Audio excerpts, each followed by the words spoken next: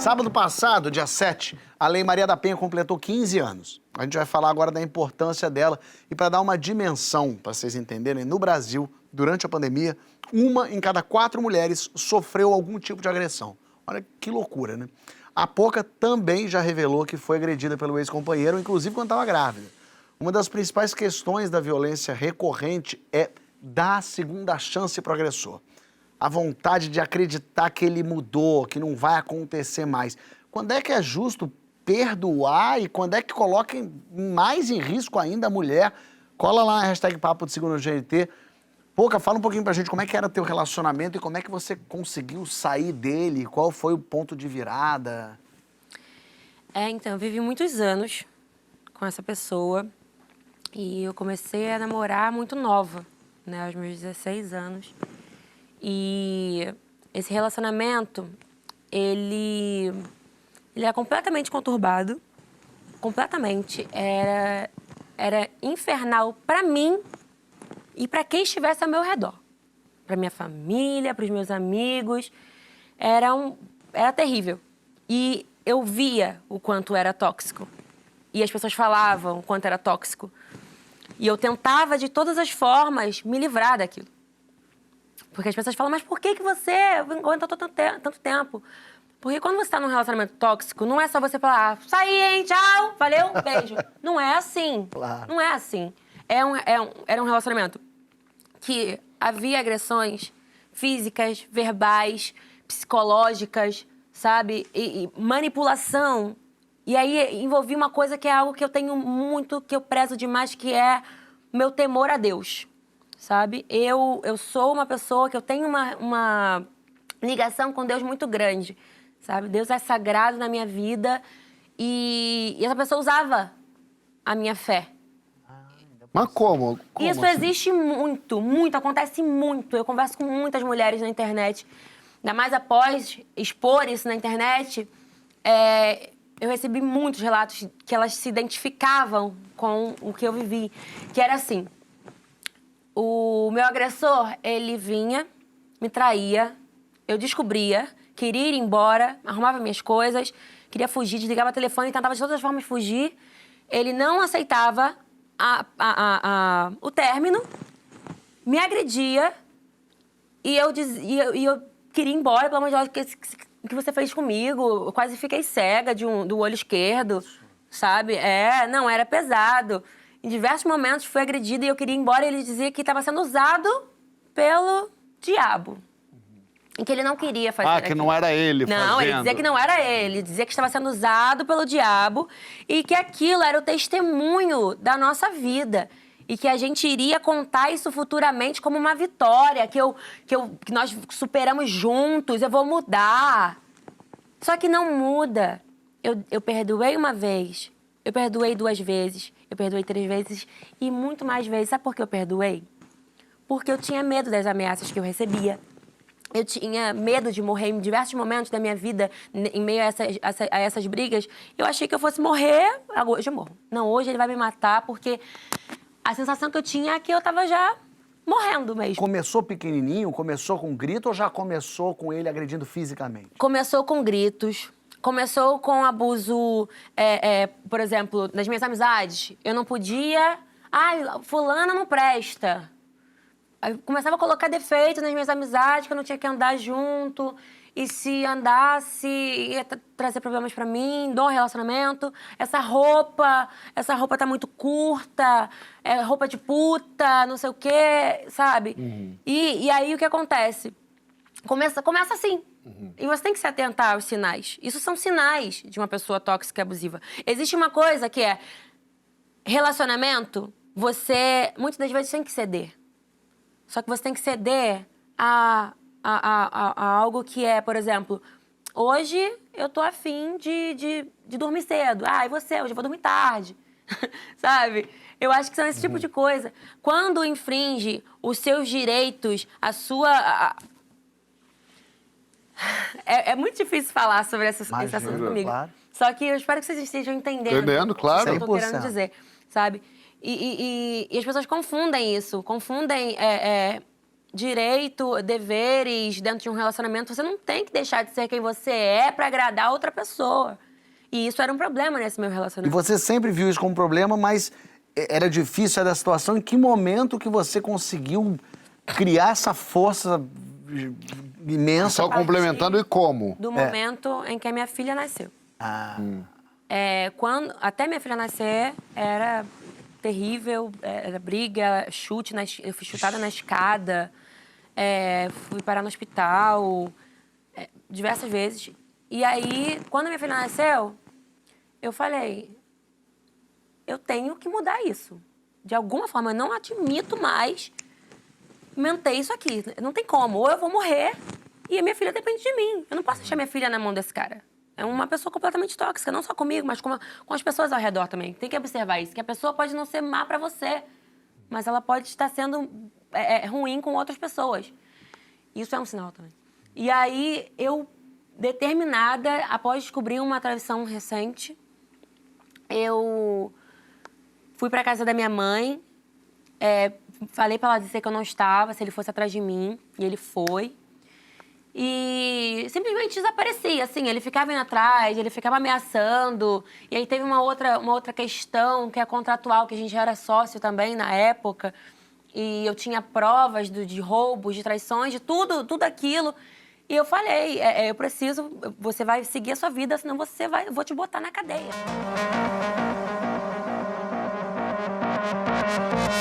Muitas mulheres que sofrem agressão falam sobre a vergonha que sentem em falar sobre isso. Você disse, é difícil para mim falar sobre esse assunto. Por que você acha que você sentiu confortável o suficiente ou necessidade de se expressar? Foi no Big Brother a primeira vez que você falou sobre isso, né? Já falei algumas vezes sobre. mas o Big Mas a Brother acho que primeira tomou vez- a proporção. Lá foi onde tomou uma proporção maior. Por que você decidiu falar sobre um assunto tão delicado, doloroso, íntimo, assim, da sua vida? Porque quando eu me libertei disso, foi com relatos também. Eu lia muitos relatos de mulheres que sofreram e deram a volta por cima. E a primeira vez que eu falei disso, eu senti que muitas dessas mulheres que sofrem, elas veem uma oportunidade de mudar de vida quando alguém diz que conseguiu. Né? Então, eu queria usar esse meu testemunho, né? Esse meu relato, para dizer que elas não estão sozinhas. A Lei Maria da Penha, ela é uma das leis principais no mundo contra a violência, né? Sobre a violência contra a mulher. Eu não tive a mesma oportunidade na época, eu acho que eu poderia ter lutado mais. Eu desisti muito fácil.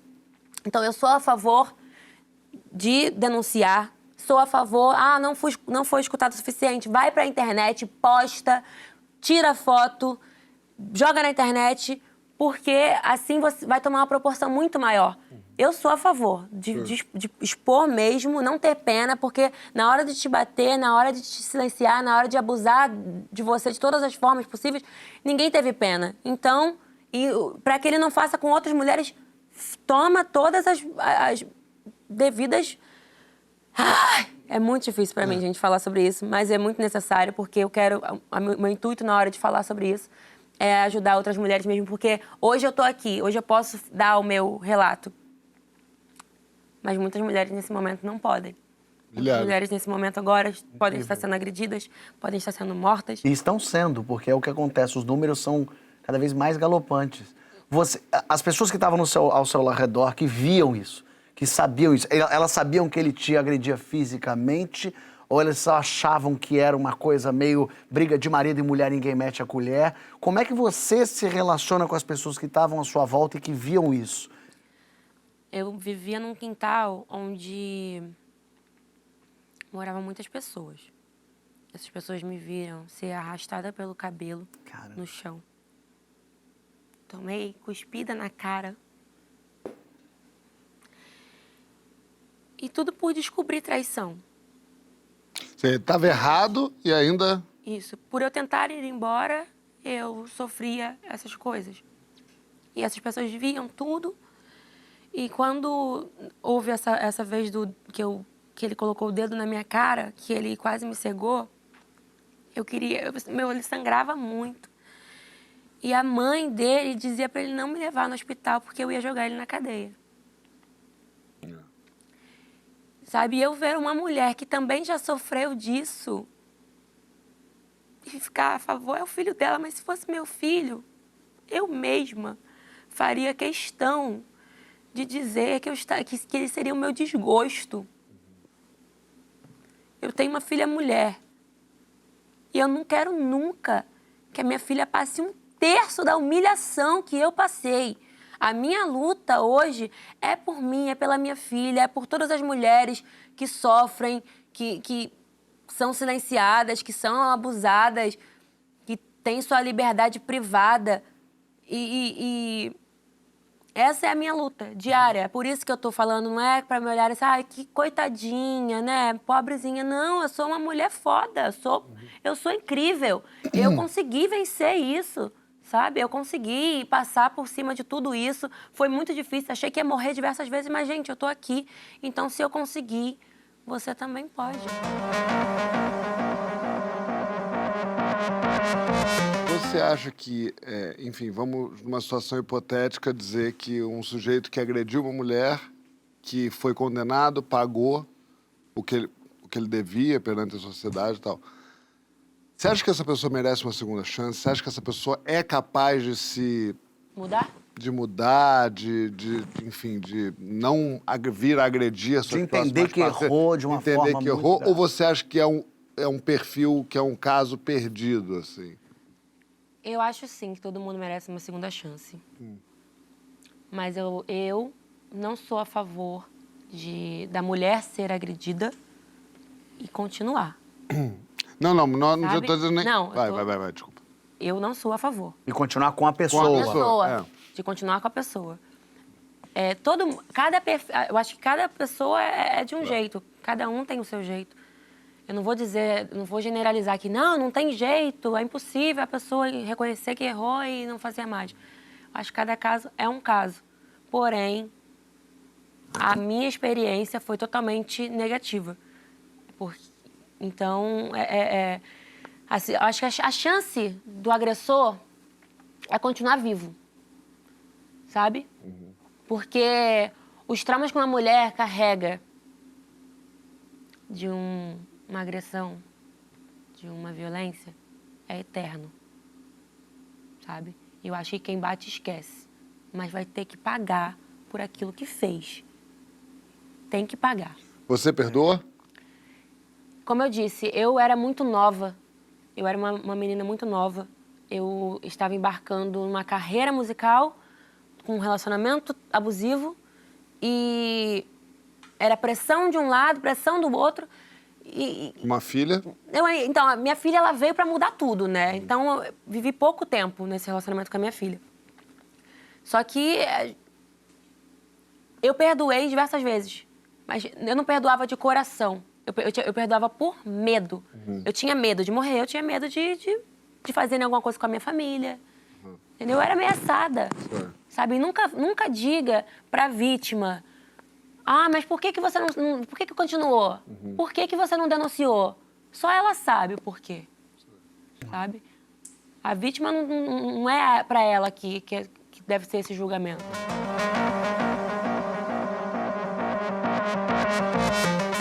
Você acha que ainda existe uma certa romantização na agressão do tipo, por exemplo, o homem com ciúmes bate, mas é porque ele ama muito. Ele ama tanto que ele extrapola, no fim das contas isso é amor. Isso ainda existe? Esse papo tá rolando, né? Acredito que sim, Fábio. Eu acredito que é uma das coisas que a gente precisa combater, mano. Combater de uma maneira radical. Vou falar uma coisa pra vocês aqui. Eu tava estudando a pauta, eu tava um pouco preocupado porque é muito denso falar sobre isso, né? A Poca, eu imagino o quão sensível é, o quão difícil é compartilhar isso, o quão difícil é lembrar de tudo isso, porque são feridas que elas não cicatrizam. Mas, ouvindo ela falar aqui, primeiro, receba meu apoio, meu abraço aqui mesmo, estando distante. Obrigada. Eu acho que o que você acabou de fazer aqui, mano, é muito poderoso, sacou? E eu queria muito agradecer você por dividir essas palavras não só com a gente aqui, mas com o Brasil também, porque assim como você e com essas estatísticas que a gente teve acesso, a gente vê que uma série de mulheres passa por isso e se sente profundamente constrangida, se sente profundamente humilhada e se sente na obrigação de aguentar tudo isso em silêncio. Quando uma pessoa do seu tamanho, com a sua força, com o seu talento, com o seu significado, levanta sua voz e mostra que esse silêncio ele não pode existir, tá ligado? Que essa barreira ela precisa ser quebrada. Você não quebra só as suas correntes, você quebra as correntes de muitas garotas por esse país inteiro, meninas, mulheres, pessoas mais velhas, porque elas também atravessam isso, sabe? Eu cresci numa realidade onde essa romantização que o Fábio menciona, ela era doentia. Mas a percepção dessa doença, a gente só tem agora, 20 anos depois, sabe? Então, eu me lembro de todo mundo via situações como essas que você mencionou e todo mundo fingia que essas situações não existiam, sabe? Até mesmo quando aquilo era chocante, até mesmo quando aquilo era mais agressivo, quando era realmente violento, sabe? A gente observava aquilo como crianças ali e desde criança você é exposto a esse tipo de violência. O que acontece quando você observa, né? Quando você convive absorvendo essa experiência de relacionamento ao seu redor? Você cresce acreditando que essa é a forma correta de se relacionar, sabe? Então, esse também é um bastão que vai sendo passado de geração para geração e essa cultura vai sendo passada de geração para geração. Só que essa ilusão, ela precisa ser quebrada, mano. Precisa haver respeito, tá ligado? Precisa haver amor, precisa haver limites, tá ligado? Mas tem um ponto do qual não se passa, é uma questão de civilidade, mano. É uma questão de o que nós somos monstros ou somos seres humanos, entendeu? Acho fascinante que a gente tá tendo essa conversa aqui, porque a gente troca ideia com vários caras, entendeu? E essa conversa, ela é uma conversa que ela não pode ficar restrita ao universo feminino. Na verdade, essa conversa precisa acontecer nos ambientes masculinos. Então, o que eu tenho para dizer aqui, pessoal, é um obrigado para pouca mesmo. Eu tô feliz que a gente compartilhou isso aqui. Imagino que tem um monte de gente que está sendo acalentada no Brasil inteiro com as suas palavras. Hoje, bacana que a gente compartilhe os números para as pessoas poderem pedir ajuda. E, mano, o que eu posso dizer é tamo junto. É isso mesmo, força. O homem ainda vê a mulher como seu objeto? É por isso que o homem, quando, por exemplo, divorciada, tem um número que diz que o estado civil que mais sofre violência é divorciada, ou a pessoa que está querendo separar.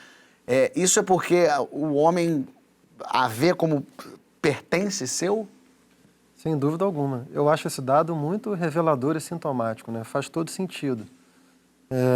Tentar pegar um pouco do que a Poca falou, também me solidarizo com você. Obrigada. E da sua questão por Emicida, assim, eu queria dar a minha perspectiva sobre a relação entre ciúme e amor. Eu acho isso muito importante mesmo. Ciúme não tem uma relação direta com o amor. Ciúme tem uma relação direta com o narcisismo. Se a gente entende que o amor é uma experiência de acolhimento da alteridade do outro, da alteridade radical do outro, nós somos casados, né, Fábio? Poca também, Emicida também, João já foi. O que é uma relação amorosa? Ela é a relação de intimidade mais radical que a gente conhece. Ela é a abertura à alteridade mais radical que existe. Agora, a Poca falou em ceder, né? Ceder é constitutivo de uma relação amorosa, né? Enquanto acolhimento da alteridade.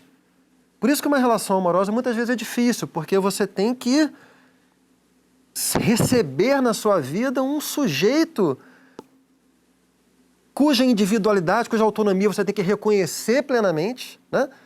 E, ao mesmo tempo, você tem que deixar que aquilo entre na sua vida e transforme a sua vida. Isso é uma experiência amorosa. Isso não tem nada a ver com o ciúme. O ciúme na verdade, o contrário disso. O ciúme é uma reação do narcisismo. E o narcisismo é justamente o contrário do amor nesse sentido. O narcisismo, ele é uma recusa à alteridade. Ele é uma dificuldade que a pessoa tem de aceitar a autonomia da pessoa que ele ama, tá? Ciúme, numa certa medida, ele é estruturante. Todos nós temos narcisismo, todos nós estamos suscetíveis a experimentar ciúme. Quando é que a coisa vai para o campo onde está se movendo a discussão aqui, né? Quando, aí a gente já entra na sua questão propriamente, quando o ciúme se dá no contexto de uma cultura machista que autoriza a que muitos homens, os homens que não elaboraram a sua masculinidade, né, e que não têm, de resto, não têm aproveitado o momento que a sociedade brasileira, e não só a brasileira, vive nesses últimos anos, que é um momento de elaboração da formação da masculinidade. Os homens que não passaram por esse processo têm a percepção, são formados na percepção de que são donos da mulher, de que a mulher é realmente uma propriedade. Então, por que eu falei que é sintomático que as mulheres divorciadas sejam o maior objeto de agressão? Porque justamente o homem não aceita que elas são sujeitos autônomos e, portanto, não aceitam que possam abandoná-lo. E se não aceitam que elas podem abandonar, eles tomam isso como uma ferida narcísica muito forte. O que acontece, Fábio? Toda agressão, ela está relacionada a algum tipo de ferida narcísica. Tá? Isso vale para homens, vale para mulheres, vale para qualquer indivíduo. Na nossa vida cotidiana, trivial, quando nós nos sentimos narcisicamente ofendidos, muitas vezes a gente ofende de volta. A pessoa te xinga, você xinga de volta. Isso na vida cotidiana trivial, né? Quando você coloca isso que é estruturante, tá, no contexto de uma ferida narcísica muito intensa, que é o que acontece nas relações amorosas. Numa relação amorosa, todo sujeito ele tende a ficar mais fragilizado. É por isso que muita gente tem dificuldade de entrar numa relação amorosa, porque ela exige que você saiba lidar com a sua dimensão de fragilidade. Isso para quem já tem um traço constitutivo pela sua formação inconsciente, né, de dificuldade de lidar com a sua dimensão frágil, isso já é um problema. Então você junta uma ferida narcísica forte, que se dá no contexto de uma relação amorosa, com uma cultura machista e com homens que têm na sua formação um traço de inscrição de violência, aí você fez a mistura que geralmente leva à agressão contra a mulher, né?